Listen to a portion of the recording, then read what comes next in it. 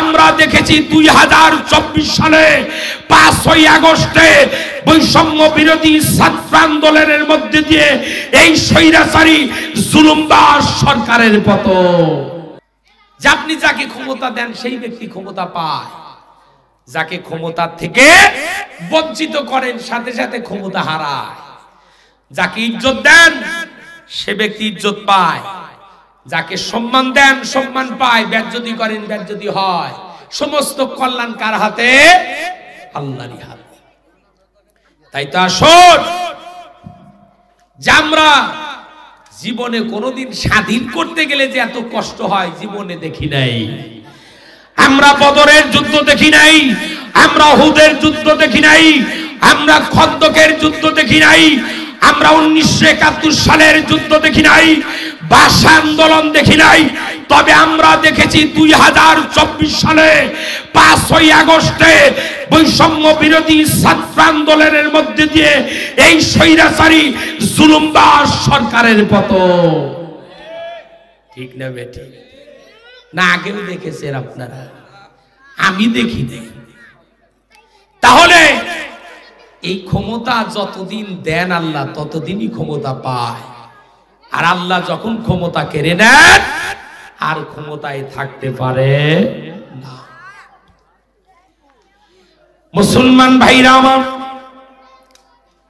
এই অন্ধ জাতিকে আলোকিত করার জন্য দুনিয়াতে আল্লাহ রাব্বুল আলামিন বহু নবী রাসূলদেরকে দুনিয়ায় প্রেরণ করেছেন। কথা ঠিক না ঠিক? শুধুমাত্র কেবলমাত্র আল্লাহর এই বান্দাদেরকে আল্লাহমুখী করার জন্য, সঠিক হেদায়েতের জন্য, সঠিক পথ দেখানোর জন্য আল্লাহ রাব্বুল আলামিন অগণিত নবী রাসূল এই দুনিয়ার বুকে প্রেরণ করেছে। তাই তো আল্লাহ বলেন, ওয়ালাকাদ বাআসনা ফি কুল্লি উম্মাতির রাসূলা আনি'বুদুল্লাহা ওয়াজতানিবুত তাগুত। আল্লাহ বলেন, এমন কোন জাতি নাই, এমন কোন কওম নাই, এমন কোন গোত্র নাই যে কওমের মধ্যে, যে জাতির মধ্যে আমি নবী রাসূল পাঠাই নাই। সমস্ত নবী রাসূলদের একটি কাজ ছিল, আল্লাহ রাব্বুল আলামিনের দাসত্ব গোলামি করো আর তাগুতকে তোমরা বর্জন করে চলো। সমস্ত নবী রাসূলের একই কাজ। কিন্তু এই বাংলাদেশে শুধু নয়, এখন দেখা যায় গোটা বিশ্বেই মুসলমানদের এক প্ল্যাটফর্ম নাই। ঠিক না বেঠি? আমরা তো জাতিতে মুসলমান, নবী রাসূলদের যেমন এক মিশন এক কাজ ছিল, আমাদেরও একই মিশন একই কাজ। একটু ব্যবধান আছে? কোনো ব্যবধান নাই। কিন্তু এই অন্ধ জাতি এখনো বোঝে না, অন্ধ জাতি এখনো বোঝে নাই সঠিক কাজ কোনটা। মুসলমান ভাইরা আমার,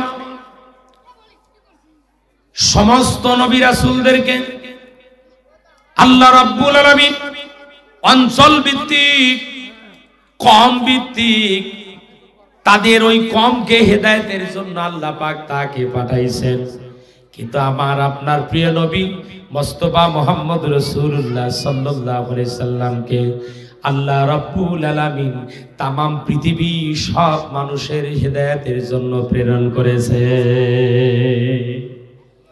তামাম পৃথিবীর সব মানুষের জন্য একটাই নবী মুহাম্মদ রাসূলুল্লাহ সাল্লাল্লাহু আলাইহি সাল্লাম।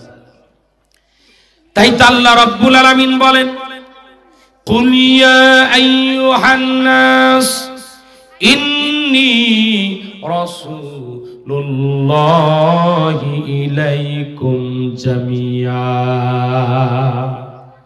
হে রাসূল, আপনি ঘোষণা করুন, হে মানব সকল, তোমাদের সকলের জন্য আল্লাহ পাক আমাকে রাসূল রূপে দুনিয়ায় প্রেরণ করছেন। মারহাবা।